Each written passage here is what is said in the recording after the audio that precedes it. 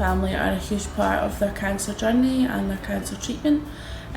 So we would always strive to help them as best we can, to keep in contact with family. We're not currently getting any visitors just now, which is obviously heartbreaking for the patients, and I think the staff themselves are struggling quite a lot with that.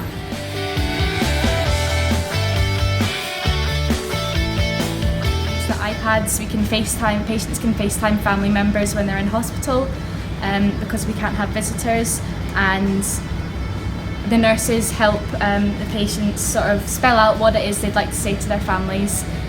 So it's really nice being able to sort of create that sort of communication bond between the family and the patient. If I'm being honest, I think every patient we've used it with has really appreciated just being able to get just to see a familiar face and a sea of sort of unfamiliar faces, and lots of nurses and doctors, all of us wearing face masks.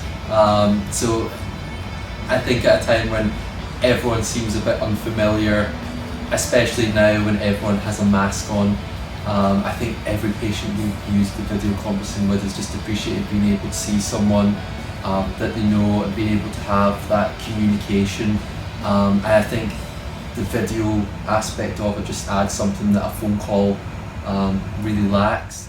We can tell people that how their loved one's doing, but I think it's so reassuring for people to actually see the proof of it in a video call. We actually have a gentleman in the ward just now who is writing to his wife every day, so he's one of our patients from the islands, so we're assisting him with paper, envelope, stamps, stuff like that, just so he can get some contact with his wife. He's unable to speak just now, and she doesn't have any iPhone or iPad access where she is at home, so we're helping him with that.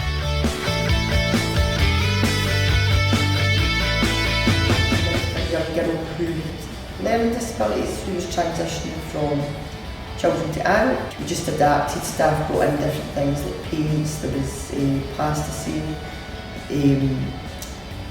card games, different games for her age capacity, which kept her whole journey very, very good. It kept Mum very happy. Also the iPad, which we used, Peppa Pig. She was a big Peppa Pig fan. So she got to watch that, and that just totally calmed her, and she felt when she left she didn't want to leave. She was too busy trying to kiss and hug everybody because she was so happy. So, but we've learnt from that as well, because in future transitions we can ensure we've got stuff in age appropriate for when they are coming. So it's been a huge learning curve for us, the things that we can do and offer as well, improving our service going on.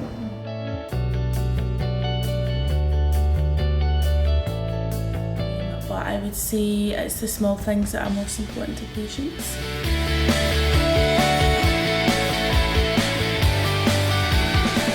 Ordering anything from a glove holder to a pen to sorting out PCs to stitches, you name it, to tea bags and coffee, you name it. I was to order it and figure out, what we needed, with the help of the nursing staff, of course, just to make sure they had everything to hand that they needed. You do a job where there is a lot of difficulty and stress, I suppose, for patients and for staff. And that's really only been heightened by what's been going on with COVID-19. But I think as a team, we all pull together. We all try and stay upbeat even when things are quite difficult.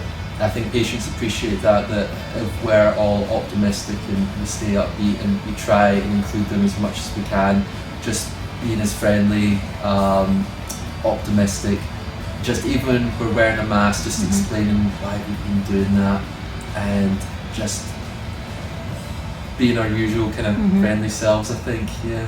I've also got a housekeeper who is very good for doing a lot of these activities as well.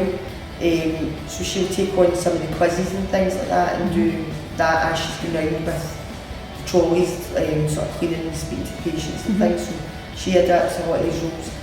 Ward-based nurses are really going above and beyond just now to give the best care to the patients and make sure that they're upbeat. We try and keep them going with our chat.